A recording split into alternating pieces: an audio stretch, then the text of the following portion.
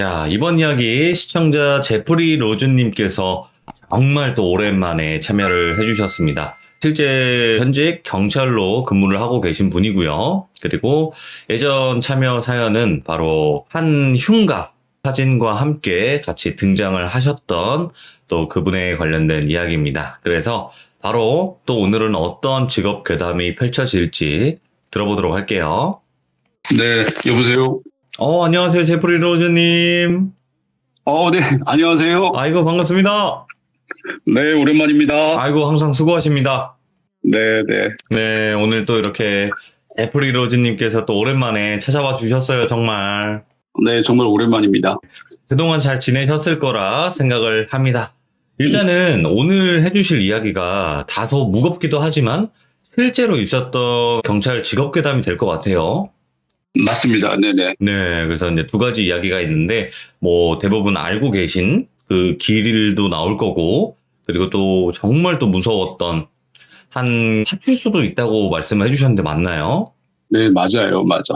네. 오늘은 두 가지 이야기를 한번 들려드리려고 합니다. 알겠습니다. 그럼 바로 출발을 해보도록 할게요. 렛츠 고! 네, 기릿! 렛츠 기릿!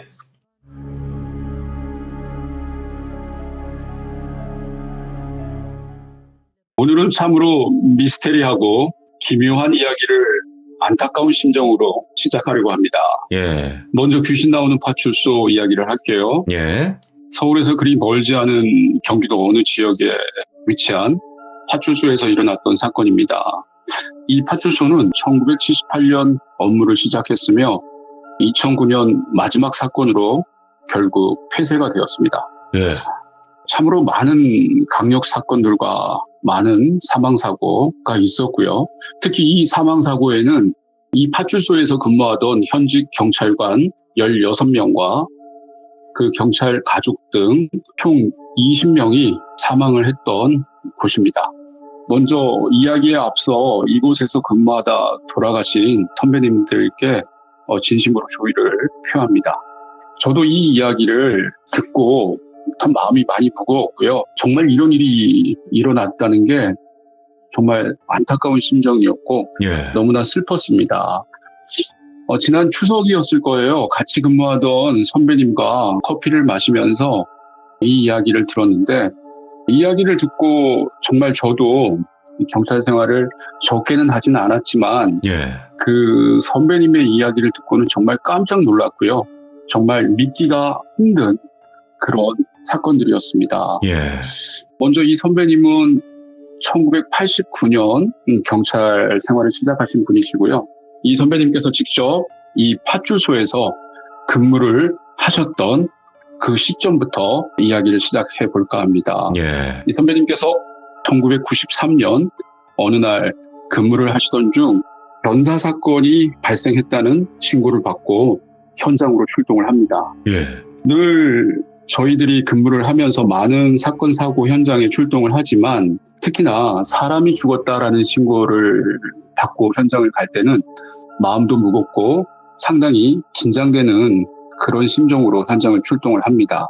마침 그 선배님 또한 당시 신고를 받고 현장을 나갈 때 무척이나 마음이 착잡했고 긴장된 마음으로 현장을 신속하게 출동을 했다고 합니다. 그 현장은 일반 가정집이었고요.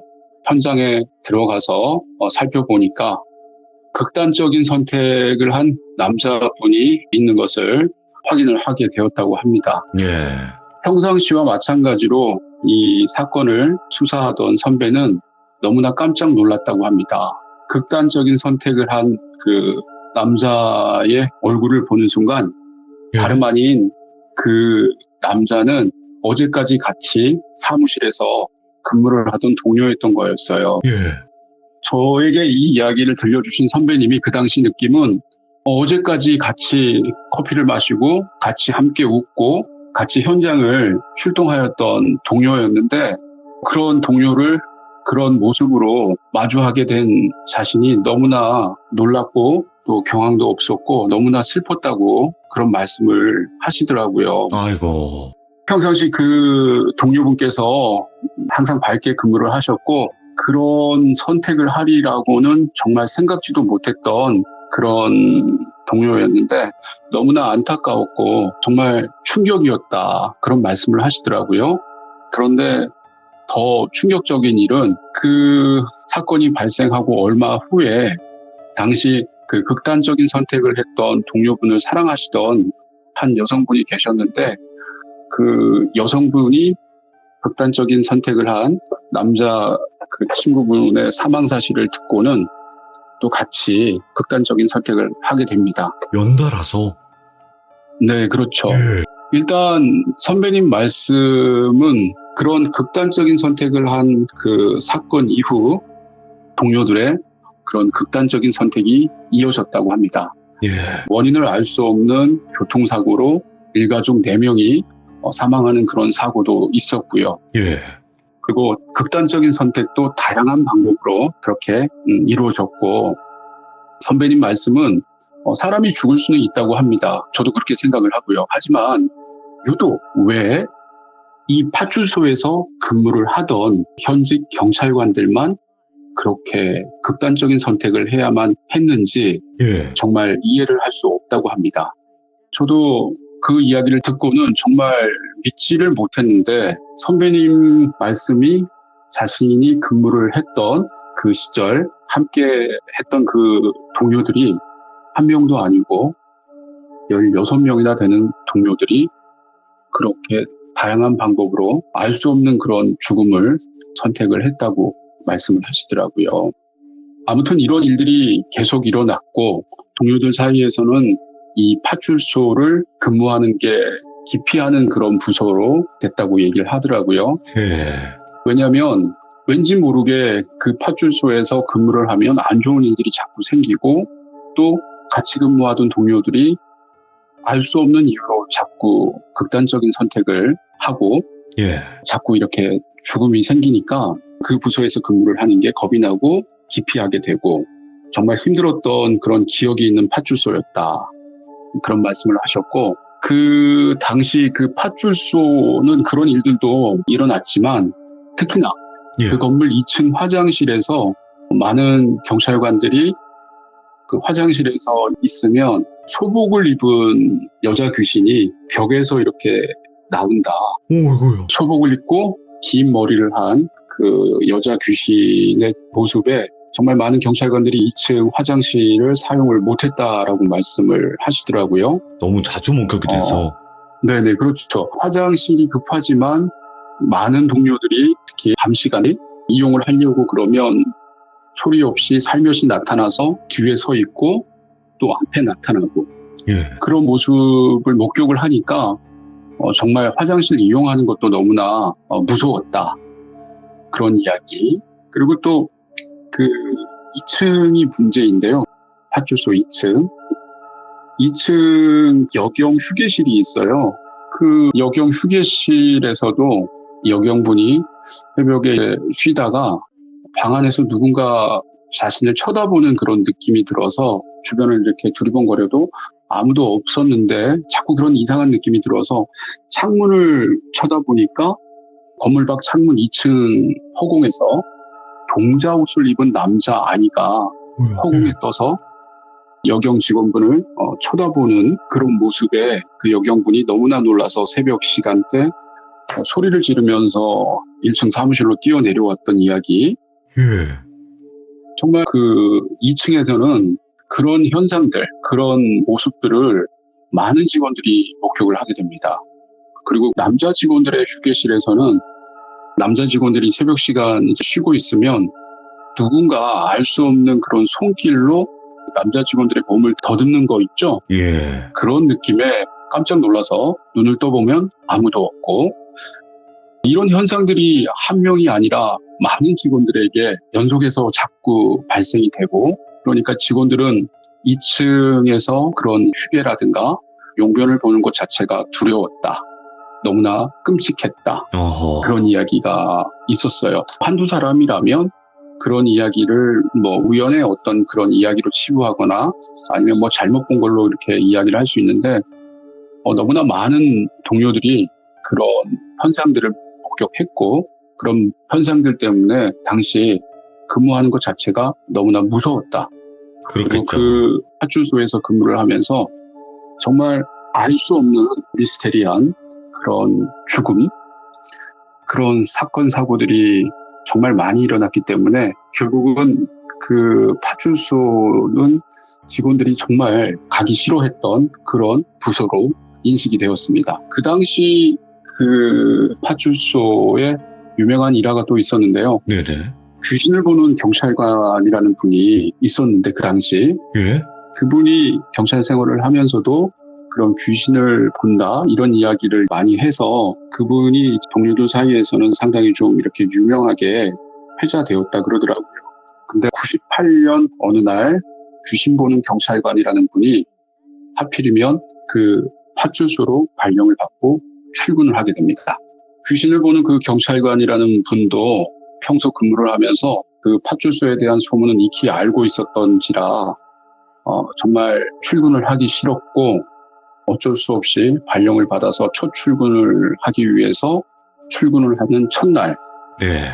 그분이 너무나 놀랐다 그런 말씀을 하셨다 그러더라고요. 예? 그 파출소에 출근하는 첫날 그 파출소 정문에는 그 파출소에서 근무하다 먼저 돌아가신 선배 경찰관 6명이 나와서 귀신 보는 경찰관이 출근하는 그 모습을 보고 환영을 해줬다. 어서 와라. 이런 식으로 얘기를 했다고 해요. 그래서 그 당시 귀신 보는 경찰관이라는 분은 발령을 받아서 그 파출소에서 근무를 시작을 했지만 돌아가신 선배 경찰관들이 곳곳에 나타나면서 따라다니는 그런 모습에 도저히 근무를 못하겠다라는 그런 고통을 많이 호소하셨고 결국은 이 선배 경찰관은 얼마 안 있다 사표를 쓰고 나가게 됩니다. 도저히 근무를 못하겠고 너무나 힘들어서 그 당시 이제 사표를 내고 결국은 무속인이 되었다라는 이야기를 제가 들었어요. 아이고, 예. 이렇듯 그 파출소와 관련된 직원들은 당시 많은 그런 사건 사고에 시달렸고 또 많은 그런 이상한 일들에 고통을 많이 받았다고 하더라고요. 그래서 이제 저는 선배님에게 그 이야기를 듣고 저도 근무를 하면서 많은 이야기를 듣고 사건 사고 현장에 나가봤지만 이런 일은 없었던 것 같더라고요. 드물겠죠. 네, 그렇죠. 놀라거나 뭐 그런 네. 현상을 보았을 수는 있지만 그런 현상들 때문에 직원들이 한두 명이 아니라 많은 직원들이 무서워했고 또 그 부서를 근무하기를 꺼려했고 유독 그 부서에서만 1993년부터 2009년까지 그 부서에서 근무하던 직원들 16명과 또 그 가족들 4명, 총 20명이 알 수 없는 그런 죽음, 그런 극단적인 선택을 왜 했어야 했는지 정말 미스테리하고 이해할 수 없는 그런 이야기였습니다. 야, 진짜 이거는 원인을 알 수가 없네요. 귀신 때문일까요? 일단 귀신 때문이다라고 단정을 할 수는 없겠지만 그렇겠지만, 네네. 그 당시 그 파출소가 위치한 지리적인 어떤 그런 특징을 들자면 예. 파출소 뒤에는 도살장이 있고요. 또 그 뒤쪽으로는 공동묘지가 이렇게 펼쳐져 있던 그런 지리적인 위치가 되어 있었고 예. 일단 그 파출소에서는 세상을 정말 떠들썩하게 했던 그런 강력 사건들이 정말 많이 일어났던 파출소였고 그런 강력 사건들 때문에 현장을 출동했던 많은 경찰관들이 많이 힘들어했던 것도 사실이었고 유독 그 파출소에서 이상한 일들이 계속 일어났고 또 그런 이상한 일들로 인해서 경찰관들이 정말 많은 고통을 호소했고 그런 고통을 호소하는 가운데에서 많은 경찰관들이 그렇게 극단적인 선택을 했었고 또 그런 극단적인 선택으로 인해서 직원들이 정말 그 파출소는 근무하기 싫은 곳, 정말 무서운 곳 이렇게 인식이 되어서 결국은 2009년 폐쇄를 하게 됩니다. 결국에 그 파출소를. 네네. 그리고 지금은 다른 곳으로 장소를 옮겨서 파출소 업무를 보고 있는 곳이고요.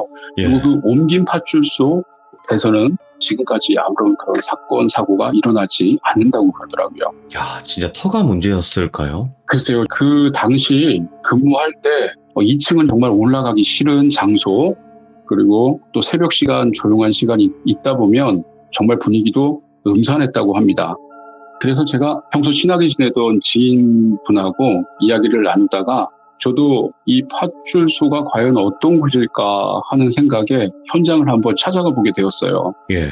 얼마 전이었죠. 현장을 그 지인분과 둘이서 찾아가서 그 주변을 둘러보면서 이런 파출소가 아직도 2021년인데 예. 철거가 되지 않고 아직 현장에 있어요. 네, 현장에 있고 정말 그 현장을 이렇게 둘러보는 마음도 정말 착잡했습니다. 네.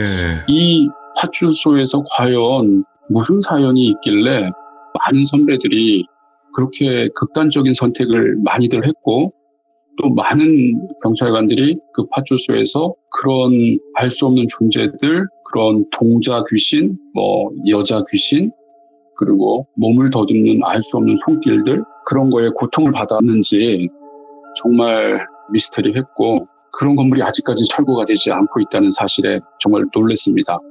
그러면 지금은 어떤 건물인가요? 네. 지금은 그냥 창고 비슷한 건물로 쓰이고 있더라고요. 아하, 예. 그래서 이제 제가 같이 갔던 그 지인분하고 그 파출소를 둘러보면서 참 이상한 곳이다라고 이야기를 하던 중에 정말 놀라웠던 이야기가 있습니다. 예. 같이 갔던 지인분께서 저에게 그런 얘기를 하시더라고요. 본인의 작은 아버님도 경찰관이셨는데 약 25년 전에 정말 알 수 없는 이유로 돌아가시게 되었던 사건이 있었는데 그 사건으로 인해서 본인들 가족도 큰 슬픔에 빠졌고 아직까지도 그 충격에서 가족분들이 헤어나오지 못한다 이런 이야기를 하시면서 예.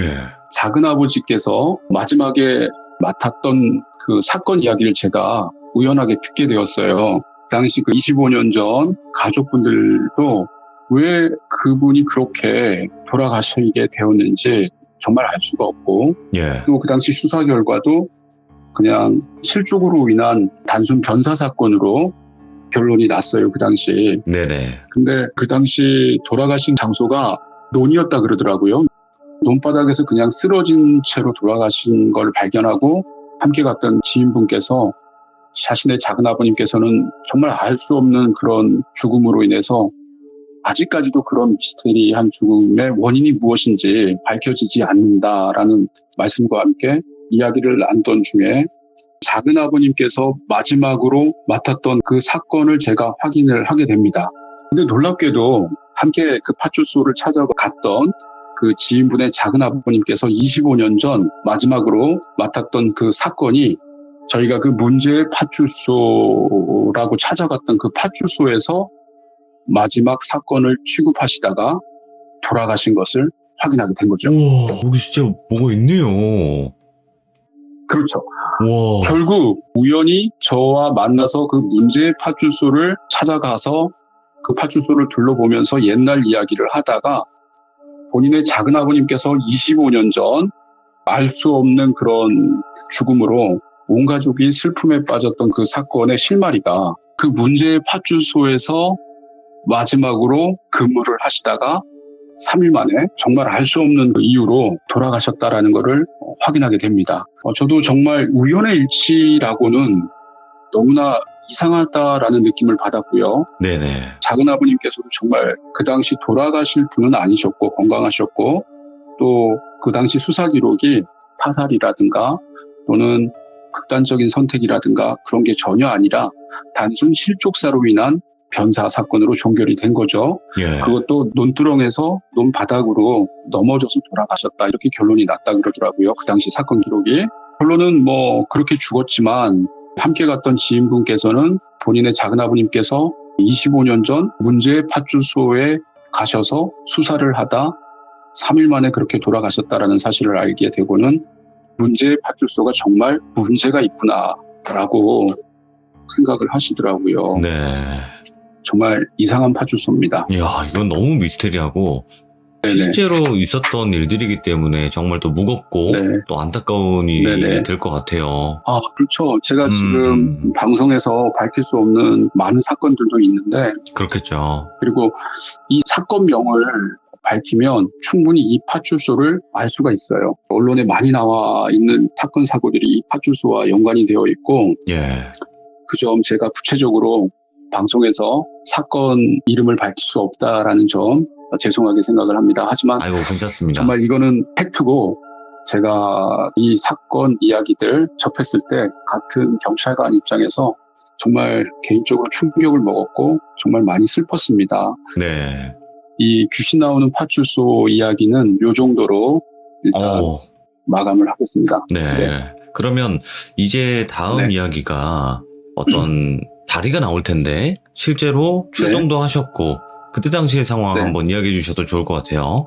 이 이야기는 2020년 작년 10월 말경에 있었던 실제 사건입니다. 예. 그 당시 새벽 서울 양양고속도로 서종대교라는 다리가 있어요. 서종대교 위에서 교통사고가 났다는 신고가 동시다발적으로 여러 건이 들어오게 됩니다. 일단 저희들이 근무를 하다가 사건 접수를 받으면 가장 가까이 있는 순찰차가 신속하게 현장을 출동을 하게 되는 구조이고요. 예.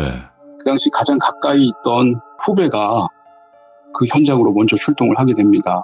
일단 그 후배가 현장을 출동을 해서 서울 양양고속도로 춘천 방면 서종대교 19.2K 지점에서 사고 현장에 도착을 했지만 아무도 없었다고 하더라고요. 예. 일단 저희가 사고 현장을 가게 되면 보통은 사고 난 차량과 레카차, 사람들이 주변에 나와 있는데 그 당시 신속하게 출동했던 그 후배가 사고 현장에 도착했을 때에는 차도 없었고 아무도 없는 그런 어두운 도로만 펼쳐져 있었다고 해서 본인이 신고를 한 그 신고자에게 전화를 했다고 하더라고요. 예. 저희가 신고를 받고 현장에 나왔는데 아무도 없는데 혹시 잘못 보신 게 아닙니까? 아니면 다른 곳을 착각하고 잘못 신고하신 게 아니냐라고 이렇게 질문을 했더니 그 신고자분께서 분명히 서울 양양고속도로 춘천 방면 서종대교 19.2K 다리 한가운데에서 사고가 있었다고 얘기를 하시더라고요. 예. 당시 사고의 내용은 신고자분이 후배에게 얘기를 하기를 본인이 새벽 시간 차를 운전하고 가는데 도로 한가운데 여자분이 서 있었다. 그래서 본인은 아슬아슬하게 그 여성을 피해서 지나쳤는데 뒤따라오던 차량은 아마 충격을 했을 거다. 예. 그런 내용으로 이야기를 했고 그리고 또 다른 신고자분에게 전화를 했더니 분명히 여자분이 있었고 또 사고가 나는 것을 목격했다. 이렇게 예. 또 진술을 여러 명이서 같이 일관된 진술을 해서 이 후배가 그 현장에 나가서 일단은 그 바닥을 랜턴으로 이제 서치를 했다 그러더라고요. 예. 도로를. 그런데 이 후배가 그 현장을 랜턴으로 서치하다가 목격하고는 너무나 충격적인 모습에 정말 할 말을 잃었다. 네, 이렇게 얘기를 했어요.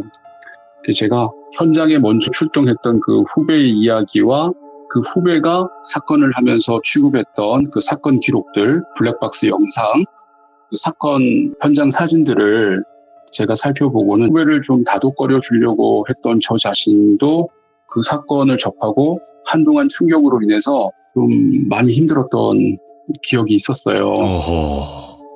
이게 구체적으로 표현을 하기가 좀 뭐한데 그 당시 그 현장에 나가서 사건 처리를 하던 후배의 그 표현에 의하면 여자분의 그 사체가 전부 분해되어 있었다. 도로 위에 이런 표현이었고요.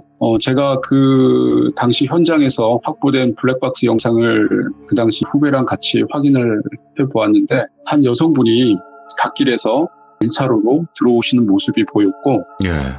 또 그 여성분이 도로 한가운데 서서 고개를 숙이고 계시는 고인의 그 생전 마지막 모습이 그 블랙박스 영상으로 확인이 되었습니다. 예. 마지막 모습을 블랙박스 영상으로 확인을 했을 때 너무나 충격적이었던 게 그 여성분이 뭐 술에 취해서 또는 뭐 고속도로를 잘못 들어오셔서 그렇게 사고가 나신 게 아니라 정말 갓길에서 걸어서 들어오셔서 달려오는 차량들 마주 보면서 극단적인 선택을 그런 방법으로 하신 거였죠. 오, 예.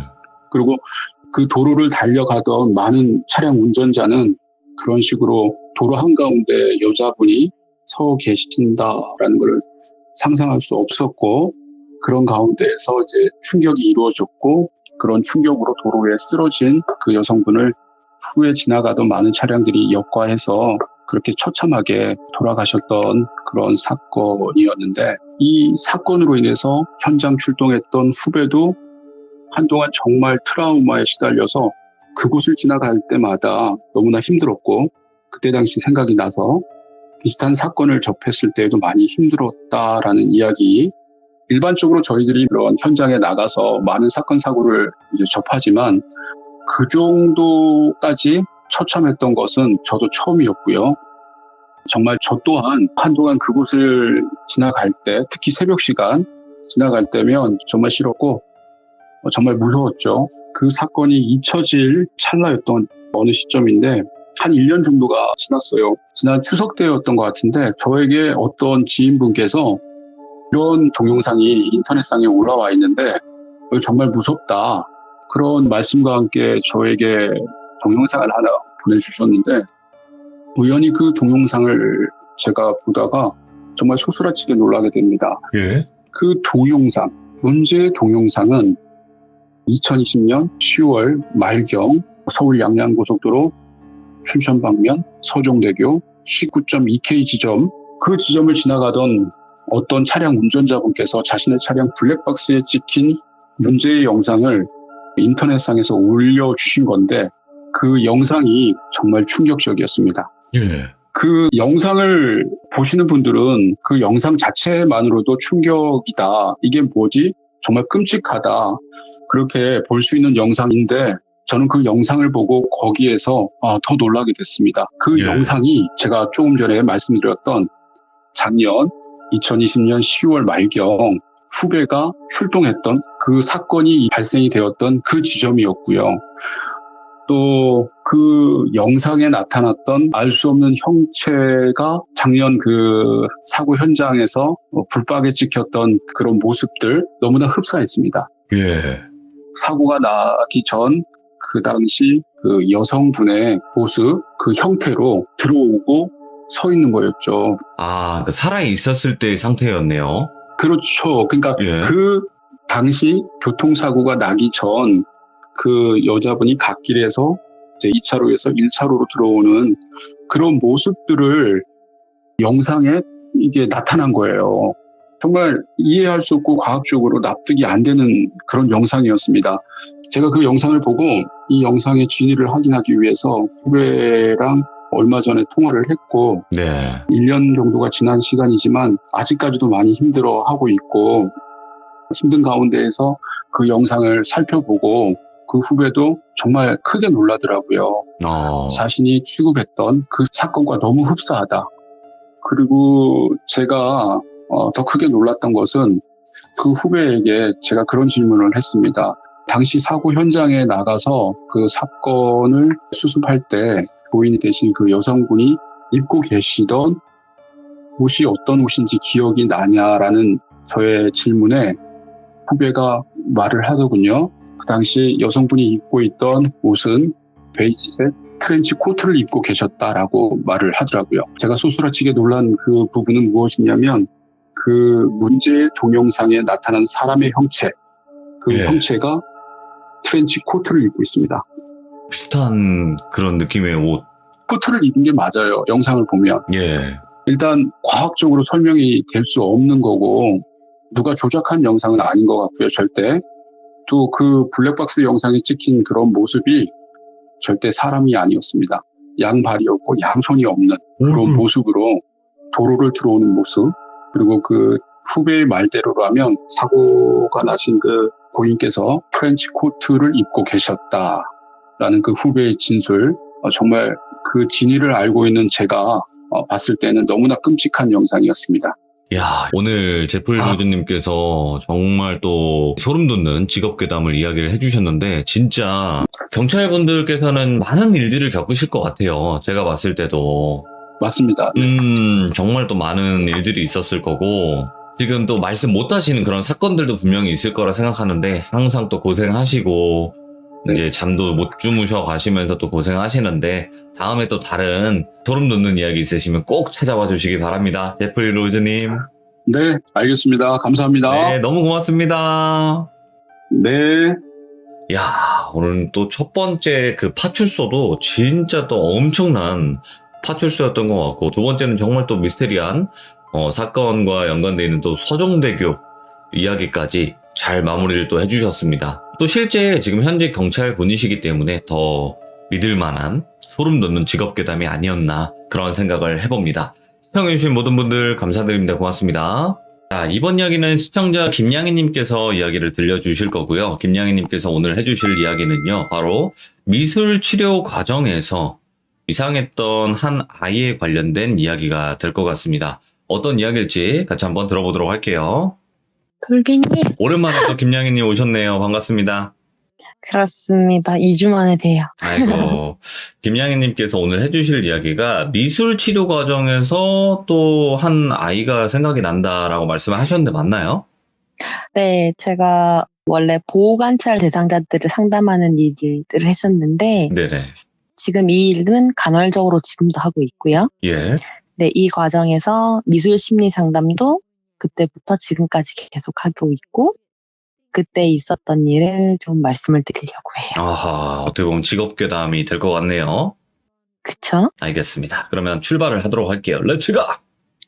길이십니다. 렛츠 기릿!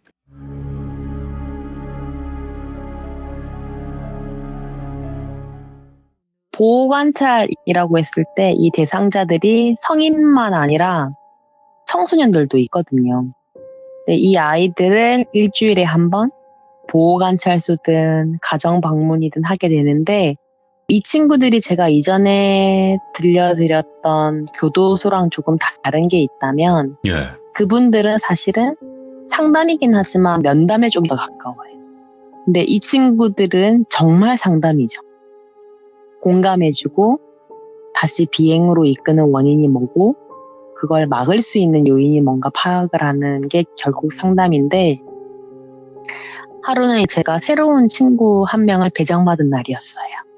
그날 이 친구와 연락을 해서 다음 주에 만나자 약속을 잡았던 그날 밤에 제가 자고 있는데 자다 깼어요. 왜 깼냐면 누가 제 방문을 똑똑똑 노크를 하는 거예요. 예. 근데 화장실에 있는 것처럼 똑똑똑 노크를 하는 게 아니라 똑똑똑 가만히 있다가 뭐야?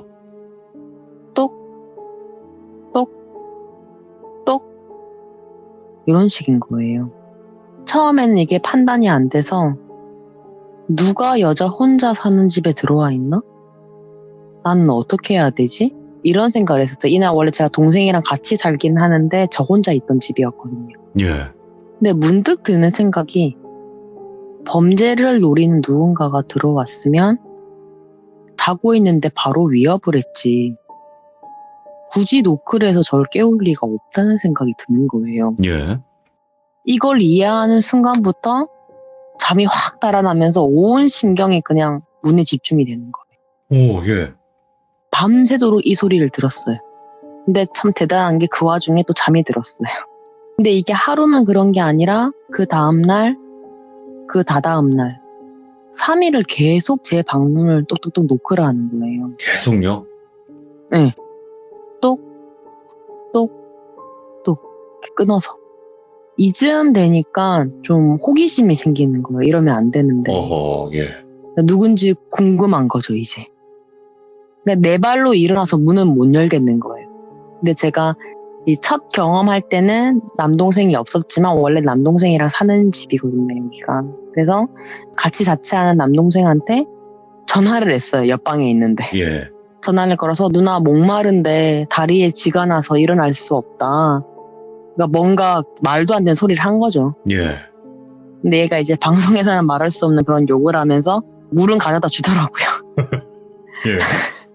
가져다 주는데 문이 열리면서 저는 이제 노크의 정체와 마주한 거죠. 근데 문 앞에 하얀 한복을 입고 단정하게 쪽진 머리를 하시고 체구는 되게 아담하신 할머니 한 분이 녹색 보따리를 딱 들고 서 계신 분이에요. 근데 이 할머니가 문이 열리니까 천천히 걸어 들어오시더니 제 침대 아래 쪼그리고 앉으시더라고요. 뭐야? 예. 이게 침대 위에 있는 제 시각에서는 할머니가 쪼그리고 앉아있는 뒷모습만 딱 보이는 상태인 거죠. 예. 이날부터 저는 밤마다 노크 소리가 아니라 밤마다 제 침대 아래서 쪼그리고 앉아 그 녹색 보자기를 부스럭거리는 그 할머니의 모습을 보게 된 거예요. 예. 근데 이 할머니가 저한테 무슨 해코지 한 적은 없어요. 근데 물리적으로는 그렇지만 이 우리 집은 남동생이랑 저만 사는 집이잖아요. 그렇죠. 근데 그런 공간에 생판 처음 보는 할머니 영가가 나타나서 매일 밤 노크를 하다가는 방에 들어와서 쪼가리고 앉아서 그 보따리를 부스럭거린다? 예. 그거 자체가 경험하는 입장에서는 정말 스트레스거든요. 있어서는 안 될 존재가 지금 내 눈앞에 있는 거니까. 이러다 보니까 전 피곤에 완전 쩔었죠. 네. 거의 잠을 못 자다가 마음치유센터라는 곳이 있어요. 심리 상담하는 곳인데 그 곳에서 초등학생 미술 심리 상담하는 날이었어요. 잠을 못 잔 상태로 갔죠. 해야 되니까. 그렇죠. 그날은 초등학교 2학년 여자아이를 상담하는 날이었어요. 이 친구 보고 사전 검사지를 이제 하는 기서 시켜놓고 혼자만의 생각에 빠졌어요. 누굴까? 그 할머니는 누군데 나한테 와서 이러시나? 무슨 말을 하고 싶은 거지? 예. 뭐 하시나? 라고 생각은 하고 있는데 솔직히 어느 정도 확신이 있었어요. 왜냐하면 이 할머니가 제가 좀 전에 말씀드렸던 것처럼 내가 새로 배정받은 그 보호관찰 대상 청소년? 딱 그날부터 나오기 시작했거든요. 아, 연관이 있을 거다. 그런 생각을 한 거죠, 저는. 오. 근데 만약 진짜 이 할머니가 새로 배정받은 친구의 그런 가정, 환경 이런 게 관련이 있으면 내가 이거를 확신을 가지려면 나는 앞으로 이틀을 더 잠을 못 자야 되냐? 이런 생각이 드는 거예요. 왜냐하면 일주일 뒤에 보기로 했었으니까 얘를. 만약 맞다고 치더라도 그 다음에는 어떡하지? 앞으로는 어떡하지? 이런 생각을 하고 있는데 옆에서 부? 쫙? 이러고 막 종이 찢는 소리가 들리는 거예요. 예. 그 소리를 듣고 제가 정신이 확 들어서 소리 들린 쪽을 봤더니 이날 그 상담 진행하는 초등학생 2학년이었어요. 이 아이가. 여자아이 있죠.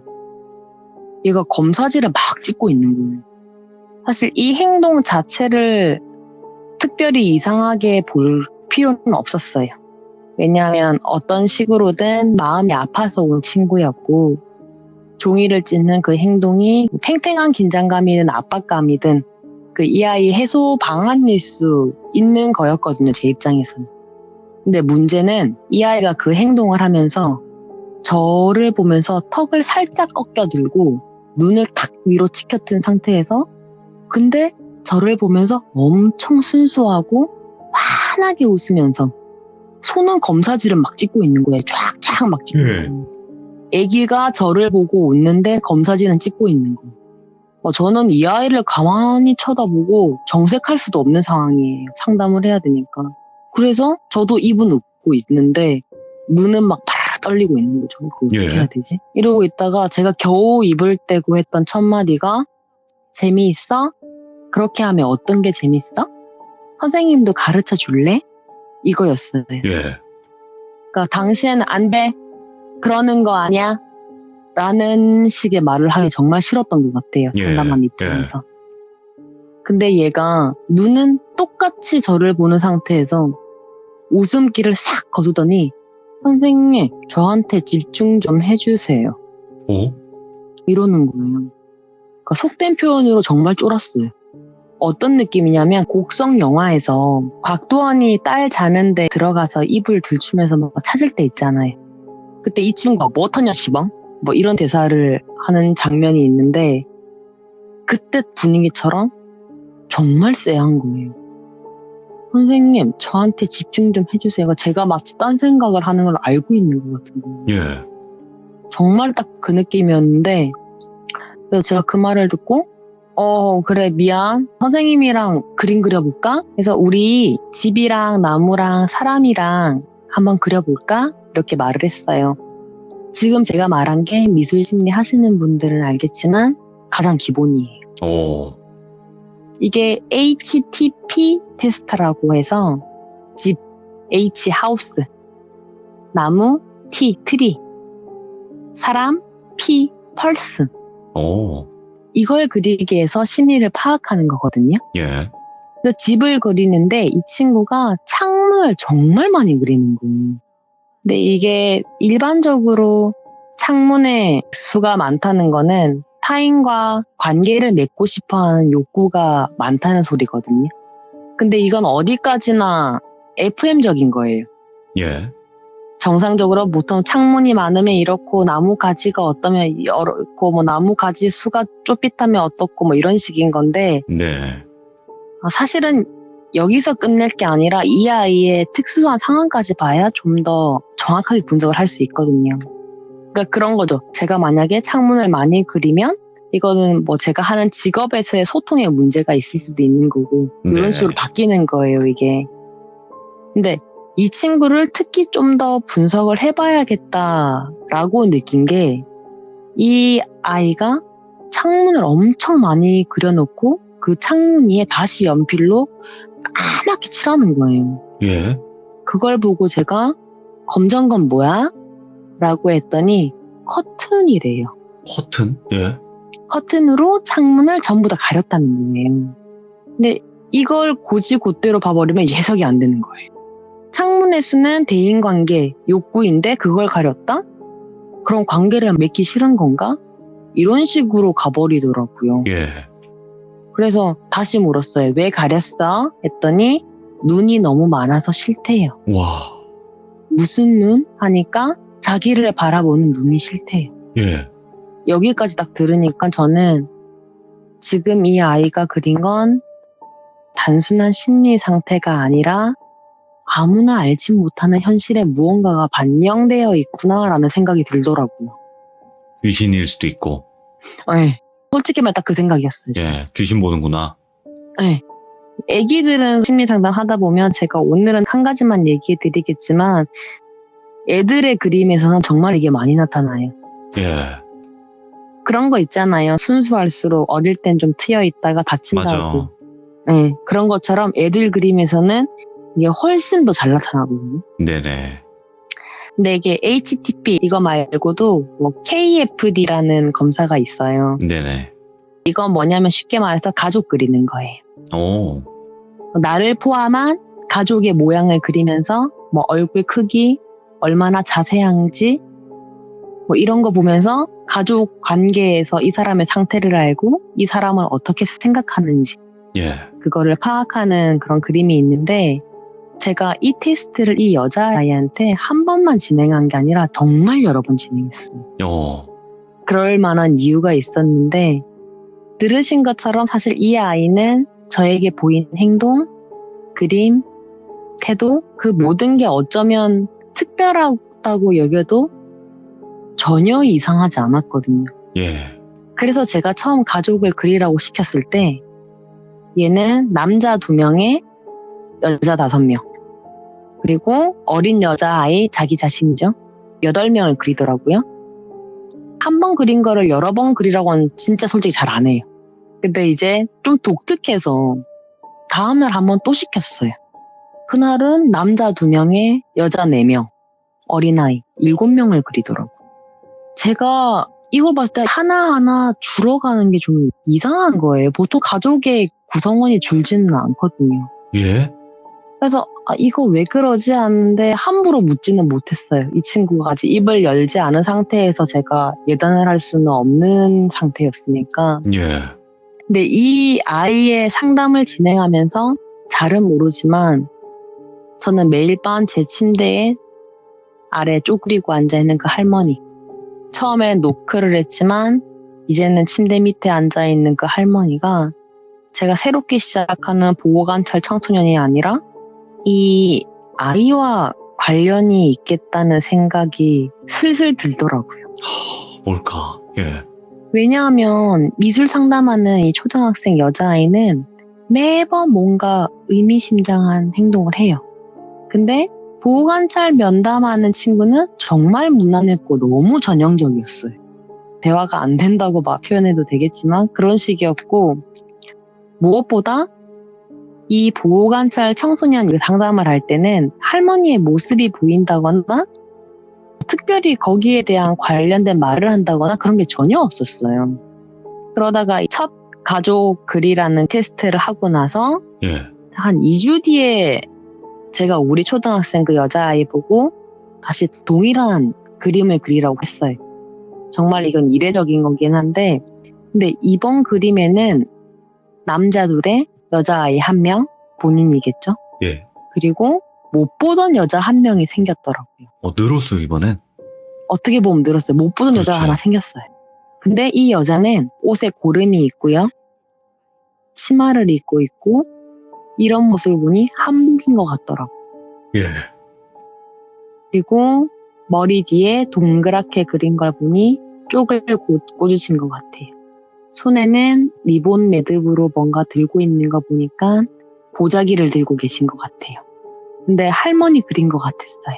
생긴 게. 근데 너무 좀 웃겼던 게 이걸 예쁘게 그려놓고 정말 정성 들여 그렸어요. 꾹꾹 눌려가지고. 예. 이게 연필심의 굵기 가지고도 우리는 판단을 하거든요. 이 감정 상태를. 근데 여기에다가 까맣게 칠해놓은 거예요. 그렇게 정성 들여 그려놓고. 예. 제가 이 여자한테 물었어요. 못 보던 분인데 이분은 누구니? 이랬더니 할머니래요. 할머니는 한복을 즐겨 입으시는 분이구나. 예. 할머니는 손에 뭘 들고 계셔? 보자기 들고 계신데요. 어이구. 그럼 그 보자기 안에는 우리 친구가 생각하기에 뭐가 들었어? 했더니 참기름 들어있대요. 참기름. 예. 할머니는 그 보자기에 참기름을 넣어서 시장에서 늘 파셨대요. 제 입장에서는 가장 궁금한 질문이 하나 남아 있었어요. 할머니라는 그 그림 위에 연필 빗금 그어둔 거. 그래서 할머니 위에 있는 그 검정색 뭘까? 이랬더니 예. 아무것도 아니래요. 할머니는 늘 어둠 속에 있기 때문에 이렇게 해줘야 된대요. 네. 이 이야기를 들으니까 사실 제가 이 정도의 사명감과 실천력까지 요구되는 자격과 위치를 가지고 있는 건 아니에요. 근데 이 아이 집에 가보고 싶더라고요.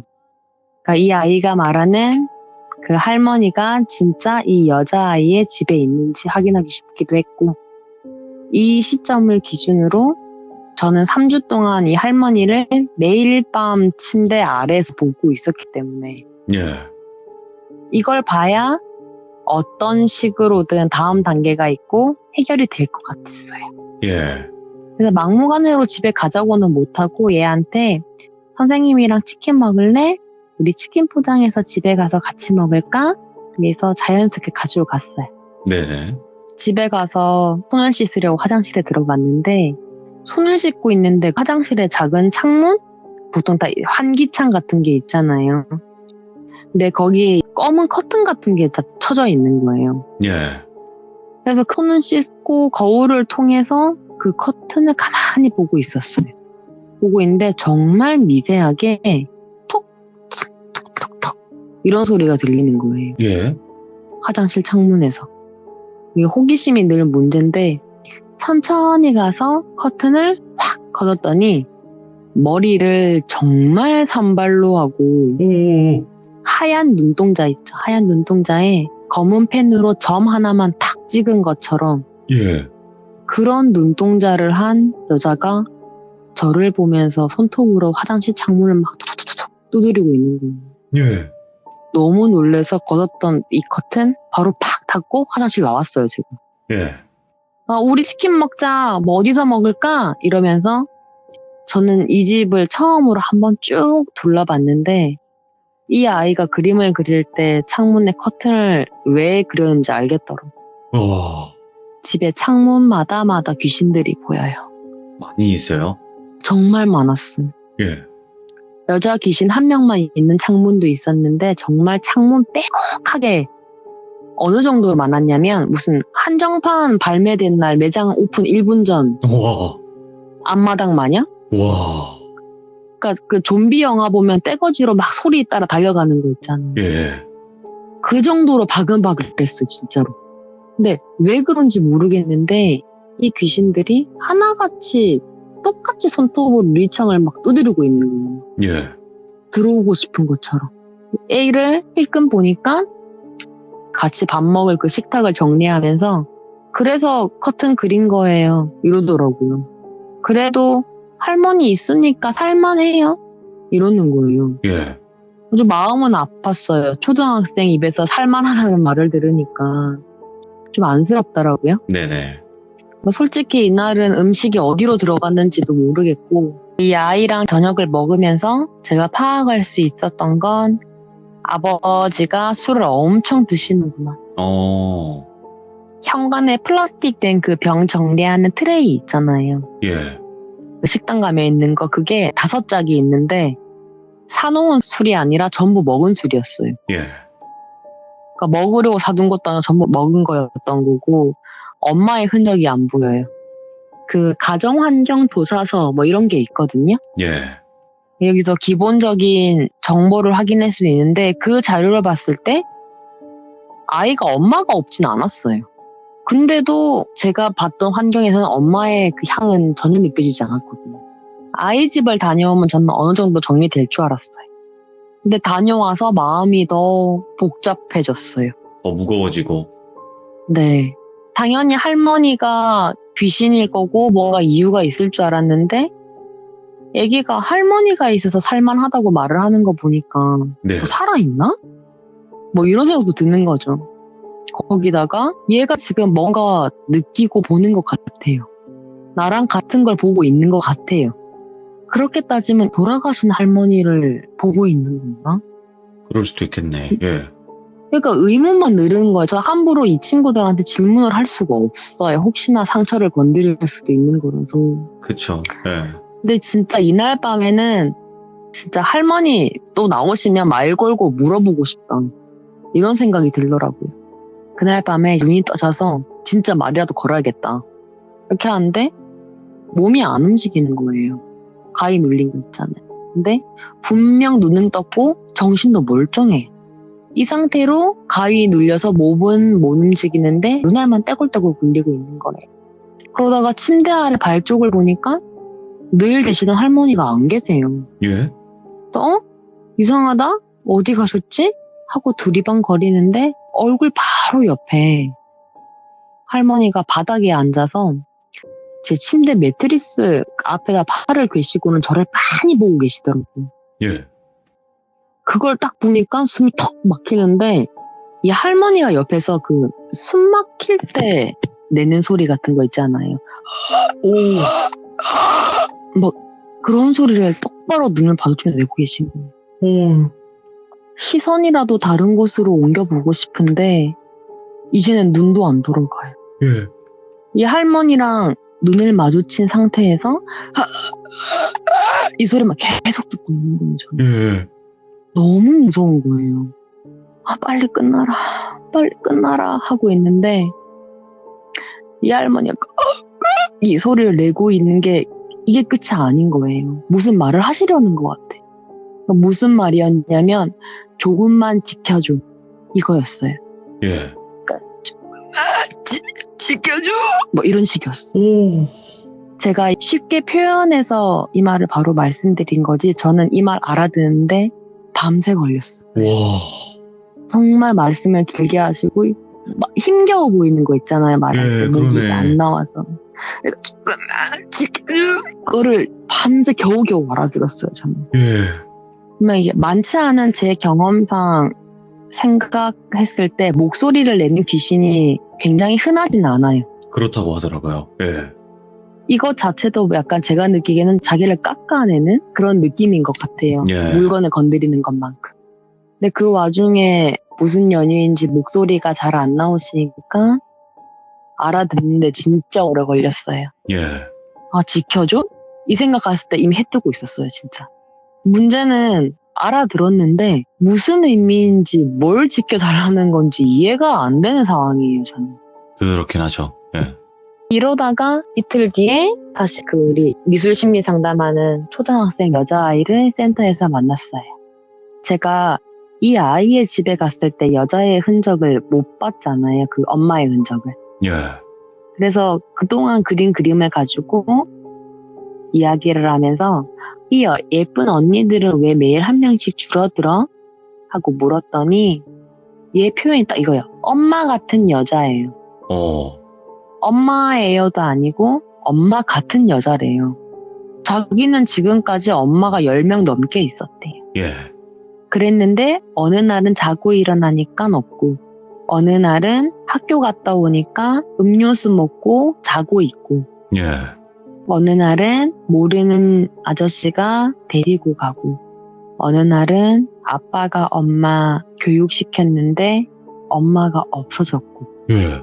이런 이야기를 저한테 하더라고요. 예. 그러면서 이 아이가 저한테 하는 말이 저는 차에 치이고 싶어요. 차에 치이면 이런 거 안 겪어도 되잖아요. 이러는 거예요. 그 말을 듣고 정말 벙쪄서 어버버 했어요, 제가.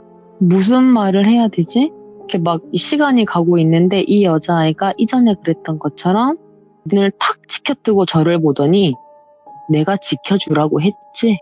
이러더라고요. 제가 그 전날 밤에 들었던 그 말을 하는 거예요. 지켜줘. 조금만 지켜줘. 완전 굳어서 이렇게 있는데 이 아이가 갑자기 되게 천진난만하게 웃으면서 선생님 우리 가족 그림 그려요. 어이구. 가족 그림 그리지요. 자기 입으로. 그래 그림 그리자. 그래서 가족 그리고 싶다고 하니까 그거 그리라고 했어요. 근데 그 엄마 같은 여자는 없고 남자 둘의 할머니를 그려서 이전보다는 그 여자가 다 없어진 거예요. 그 상태에서 제가 다시 시키지도 않았는데 또 한 장을 그리는데 거기에는 남자 한 명이랑 자기 자신 한 명, 이게 2명만 그리더라고요. 예. 그래서 할머니는 안 그려? 이랬더니 할머니는 이제 없대요. 예. 할머니 어디 가셨는데? 이러니까 눈을 완전 동그랗게 뜨면서 저를 보더니 돌아가신 거 알면서 왜 물어요? 할 말이 없죠. 나만 미안해진 거죠, 이제. 그치. 다 알고 있구나, 애는. 처음부터 알았던 것 같아요. 예, 그 같은 예. 얘기할 때부터. 이날 이후로 가족을 그릴 때는 앞에서는 여자 하나가 한 명씩 줄어들었는데 이제는 똑같이 그려요. 남자 한 명과 여자아이 자기 자신 한 명. 한 달 정도는 제가 진짜 순전히 이 여자아이한테 몰입했어요. 다른 내 남자 아예 안 받았어요. 다른 내 남자 소홀히 한 게 아니라 아예 안 봤어요. 또 예. 신경 안 쓰면 할머니가 뭐라 하실 것 같아 겁나가지고. 예. 그러다 진짜 딱 한 달이 지났는데 제가 밤에 학교에 있다가 센터에서 전화가 왔더라고요. 예. 아이 아버지가 돌아가셨대요. 극단적인 선택을 하셨대요. 양쪽. 예. 예. 이 아이의 가족관계 서류를 봤을 때 오빠 한 명이랑 이 아이만 남은 거예요. 예. 오빠가 만 18세, 19세? 그래서 아이랑 둘이 살려고 했는데 어리잖아요, 둘 다. 그러니까 낳아주신 그 수많은 엄마들, 엄마 같은 여자들 중에 낳아주신 엄마 쪽? 그러니까 이모겠네요. 이분이 이 남매를 케어해 주시기로 했다고 하더라고요. 그나마. 네. 다행히 이제 멀지 않은 곳에 있어서 상담도 계속 진행했고. 그러니까 이렇게 이제 정리된다고 생각했어요. 이 아이가 좀 더 건강한 정신 상태를 가지면 된다고 생각을 했는데 얼마 안 있어서 제가 그 배달 음식 같은 걸 시켜 먹었어요. 예. 이 당시는 코로나 이전이라서 배달 음식 시키면 대면 결제하고 그랬거든요. 그렇죠. 예. 근데 음식이 와서 결제를 하려고 문을 딱 열었는데 이 이야기 초반에 할머니 나타났던 시기에 비슷하게 맞물려 상담했다. 그 보호관찰 소년 얘기 한 명 했었죠. 예. 그 아이가 서 있더라고요. 예. 이건 이상한 게 아니에요. 예. 학교 밖 청소년들이 배달 일로 알바비 벌어서 생계하는 거는 흔해요. 예. 다만 내가 문을 열었을 때 내가 상담하는 친구가 있는 게 조금 특수할 뿐이죠. 네네. 제가 놀랐던 건 그 아이가 선생님 안녕하세요 하고 인사를 하는데 뒤에 녹색 보자기를 든 할머니와 눈 하얗게 이렇게 뒤집어진 할머니한테 팔목 잡혀있는 거품문 아저씨가 계셨던 거죠. 오. 이 아이가 음식을 내려다 놓는데 제 시선은 그쪽에 가 있어요. 제가 한 달 가까이 꿈에서 보던 그 할머니랑 녹색 보따리예요. 주섬주섬 그 보따리에서 뭘 여시는데 예. 참기름병을 저희 집 문 앞에 놔두더라고요. 그걸 집 앞에 내려놓으시고는 되게 정중하게 저한테 인사를 하시는 거예요. 예. 그리고 거품문 아저씨의 손을 잡고 싹 없어지시는 거예요. 저는 그거를 봤지만 우리 학생은 못 봤잖아요. 네네. 배달 온 이 친구. 그래서 얘가 기다리고 있길래 음식값 주면서 야, 너 담배랑 술 하지 마. 밥 먹어. 이러고 용돈을 좀 지어주고 이 날 기준으로 그 다음날 바로 이 친구 상담이 있는 날이었어요. 그래서 얘를 만나서 이제 얘기를 하게 된 거죠. 예. 근데 제가 이 친구랑 미술 상담한 친구랑 연결 짓지 못했던 게 여동생이 있고 아버지나 뭐 어머니 한쪽만 계시고 환경이 적지가 않아요. 이 친구들한테. 그리고 상담을 하다 보면 청소년의 연령 범위가 20살에 가까울수록 청소년 기준으로 애들 마음 열게 하는 게 정말 어려워요. 그렇겠죠. 이게 뭔가 한마디를 던졌을 때 네? 아니요? 그냥 몰라요. 대체로 이래요. 나이가 네네. 많을수록. 그러다 보니까 전체적 맥락을 아는 게 너무 어려운 거예요.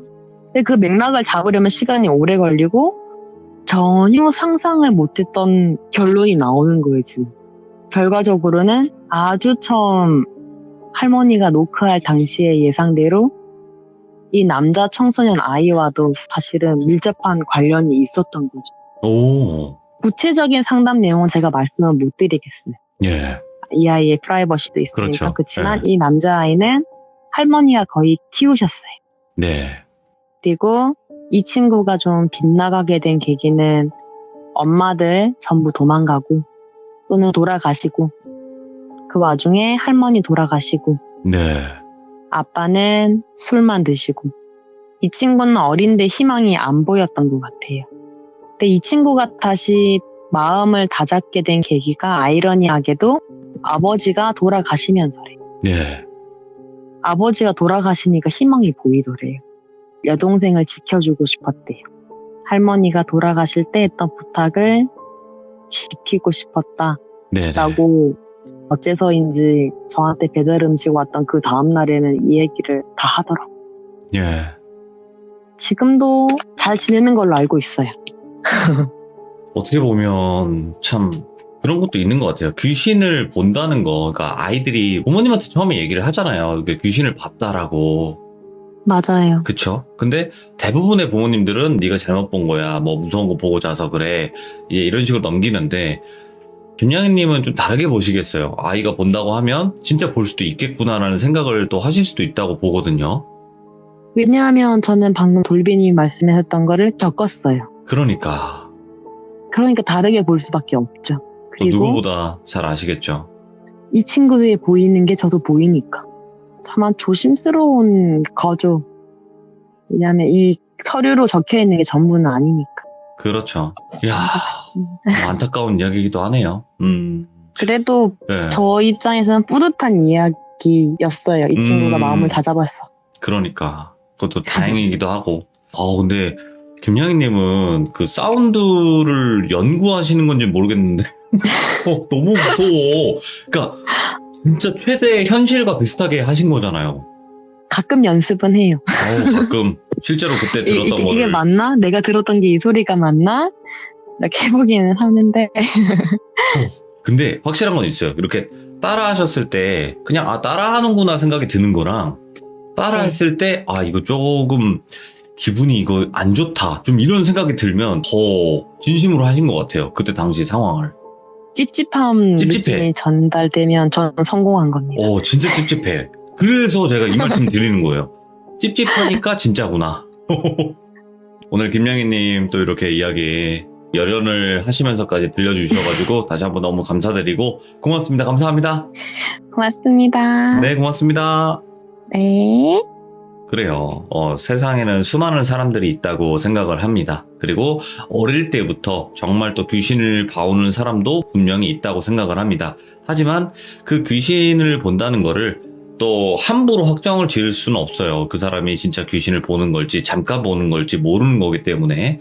그리고 또 이런 일들도 있다는 거 여러분들도 알고 계시면 좋을 것 같습니다. 시청해주신 모든 분들 감사드립니다. 고맙습니다.